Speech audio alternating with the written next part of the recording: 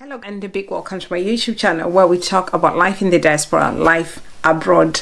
We talk about opportunities, we talk about struggles and success stories in the diaspora, not just the UK but everywhere abroad. We do talk about it, and today we're talking about some of the changes that are happening in the UK, and it's unprecedented times for everybody living in the UK, especially or aspiring to live in the UK as a migrant.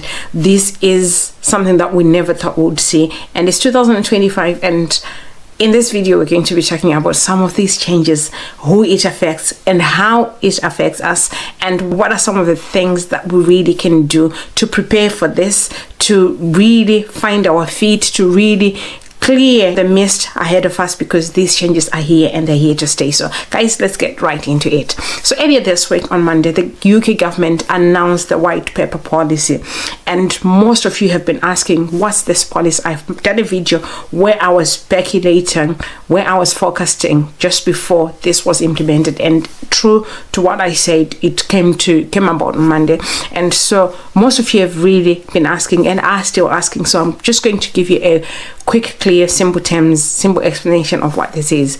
So this white paper policy is more than just a policy, but these are real changes that are coming into play as the government is trying to grasp and battle immigration numbers in the country. It's a reality, it's a cause for concern. There's nowhere where you switch on your telly or got it on a device and they're not talking about migration. So the government is trying to really deal with net migration in this country, in the UK. So basically what they're trying to do, or what they're trying to control, is who gets into the country, who gets to stay in the country, and also to try and implement some of the toughest rules or policies to try and really harden the whole process of migrating or relocating to the UK. But again, you could be somebody who is already in the UK. Again, pay attention, listen to this video, because we're going to be talking about how this affects you, how you are affected, when you will start to see the effects of it, and also some of the things that you can actually do to prepare for this. You could be on a skilled worker visa like myself. I came to the UK in 2022 on a skilled worker visa, which is a care worker visa.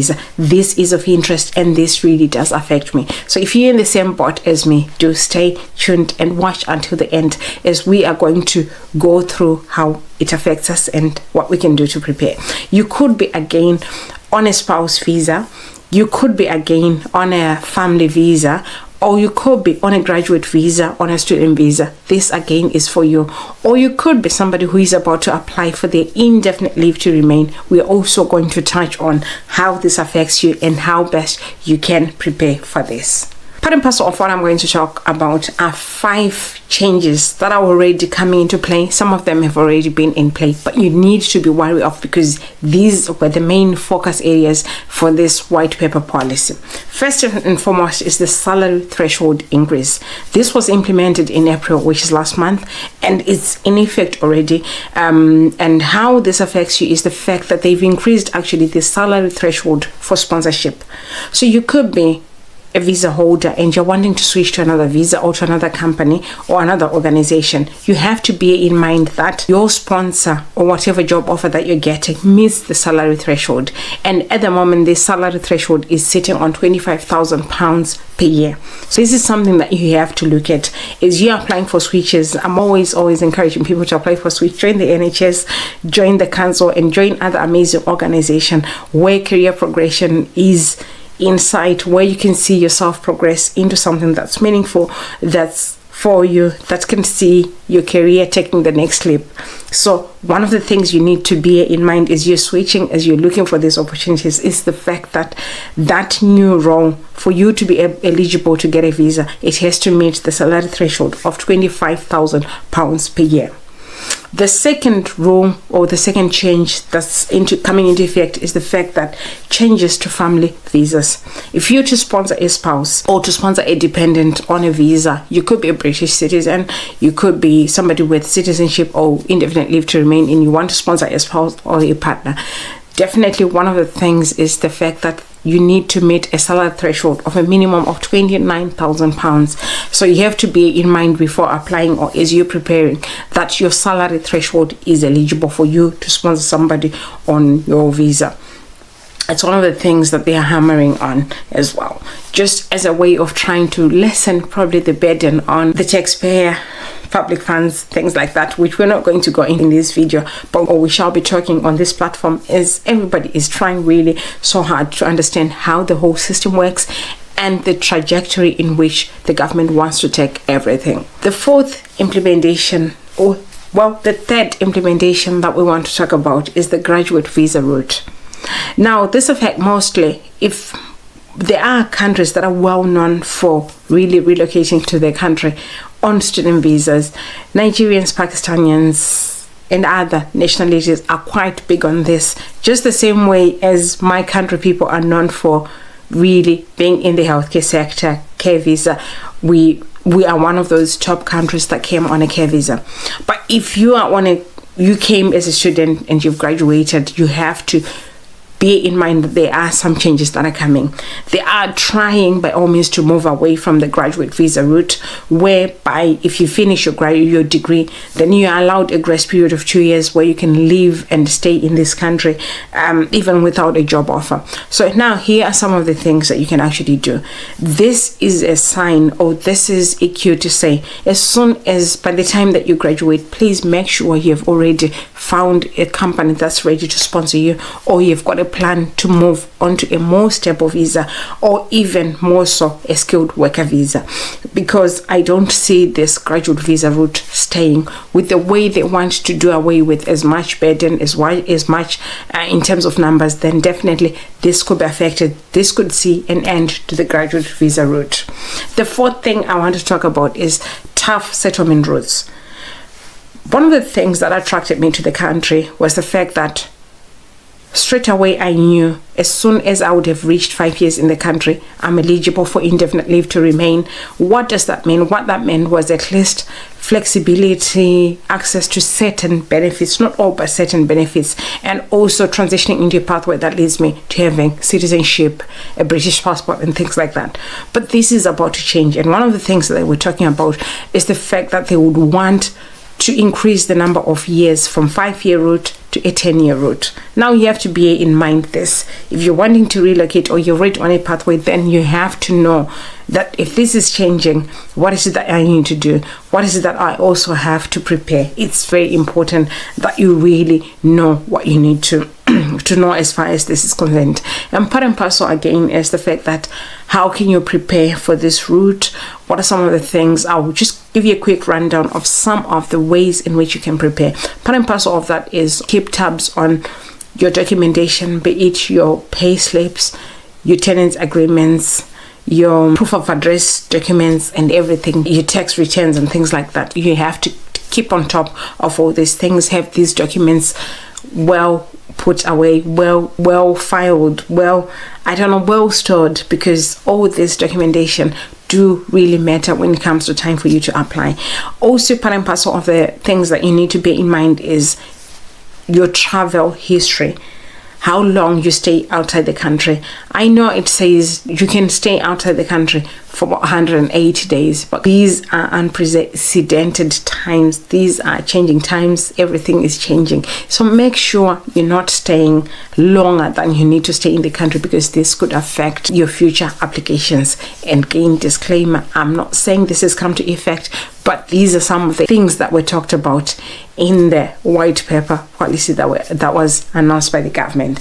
The fifth thing that I want to share with you as well, as far as what was in the white paper is concerned, is the fact that they want to implement migration cap. Now, what happens with this migration cap is whereby they set numbers annually to say, well, in this season, maybe 2025 to 2026, we are wanting to issue so many visas, or we are looking forward to having so many people moving to the country. Now, I know there are countries that already have got that in place. I know Canada has got that in place, but they could say, like, this year we're taking 100,000. Next year we are looking at taking 150,000. Australia has got that. The United States has that. So whatever is happening in this country is not really something really new. They look at what other countries are doing and what is it that they can do better.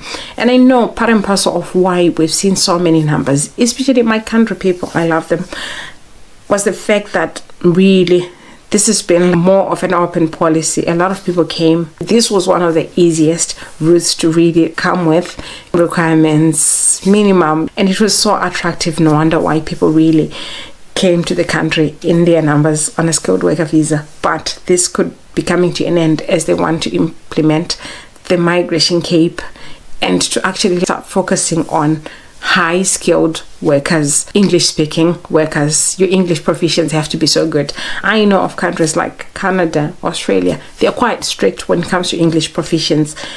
They are strict about when score you get. This country has been so lenient, so probably those are some of the routes they want to pursue, but nothing has really been set in stone at the moment. We'll continue to get clarity as we go. We'll continue to really see how this shape. And remember, we are a platform where we look for opportunities. So as much as all this is happening, we keep our eye open for opportunities for how really we can keep this going. So this does not just necessarily affect those that have just arrived in the country or those that are planning to, but even if you've been in the country for a while, nobody is safe.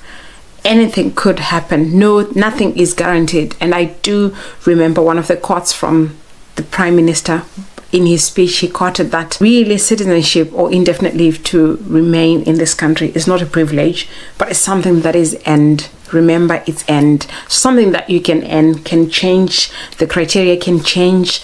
When they want to give it to you can change, or anything can happen. So no wonder why nobody is safe. You just need to be on the lookout. You just need to really be vigilant, and I cannot overemphasize some of these things. I'll give you just a quick rundown of who can be affected by this white paper policy if it comes into full implementation. People that are on a temporary work visa, or if you're on a student visa, this could affect you really big time. So let's be vigilant. Let's just stay informed. If you're planning to bring family to this country, you could be affected big time, because remember, the goal is to reduce the numbers. And remember already, if you're on a care visa, if you're senior care worker, if you're care assistant, they've actually stopped you from bringing dependents with you. They only want the main applicant. So you can tell how serious they are as far as these rules, these policies are concerned. If you're preparing to apply for your indefinite leave to remain, now this could definitely affect you with them for moving the time frame from the 5-year route to 10-year route. This could affect you, so stay informed. If you're looking into switching jobs or switching visa routes or switching status in this country, you could have come on a care worker visa and you now want to switch to another visa, another type of, or another industry. This could affect you. Even if you're still in the same industry, but you're wanting to switch organizations, you're wanting to switch jobs, this could affect you, because remember, we talked about the salary threshold and things like that. However, if you're still with the same company, these changes don't affect you. The salary threshold thing does not affect you. Your current employer doesn't necessarily have to raise your salary. You can still remain on the same salary because you still have got the right of work. Your visa status is still very valid. So bear in mind that also. Like I said, nobody is safe. So even if you're on old routes, even if you came on a different pathway, anything can change. Nothing is guaranteed. So do make it a point that you do stay informed as we navigate this whole immigration policy changes and all the changes that are coming with it. So how best really can you do this? What's the best way to stay ahead? So I've got a few tips that I want to share with you that I do feel if we do them, then we are ahead of things. Don't wait any longer before starting preparations. Don't wait until you're on the 4th year or 5th year for you to start preparing for indefinite leave to remain. Start going for your life in the UK test, your English test if you need it, saving for the funds for application, things like that. You need to stay ahead. Also, part and parcel of what you can do is to really speak to an immigration lawyer, an expert in some of these things, so that you get clarity, so that you know where you stand as far as the new system is concerned. You are informed, you know what to do, and also you can make decisions on whether to really keep pursuing that pathway, or really it's time to start looking at other things as well. Part and parcel of the things that we need to be wary of again is always know your status. Know when your visa is due to expire. Keep on top of that. You don't want to wait until your visa has expired. You don't want to wait until it's even too late, because you just never know. If you are not in touch with when your visa expired, you could really find yourself in trouble in terms of financially. Your visa is expiring next month and you don't have the funds to actually renew. Suppose you're a family and things like that. So keep on top of it. Have funds always just building up towards renewal or towards application for your stay. Last but not least, and I know most people don't want to hear this one, but avoid unnecessary travel, unnecessarily staying out of the country for very long periods, because we don't know the impact of this.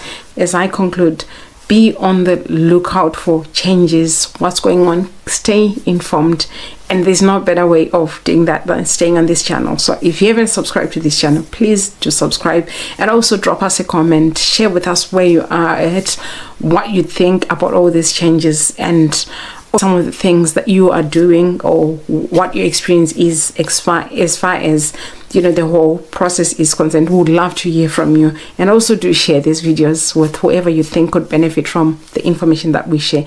That's all I had for you today, and I'll see you in our next video. Bye for now.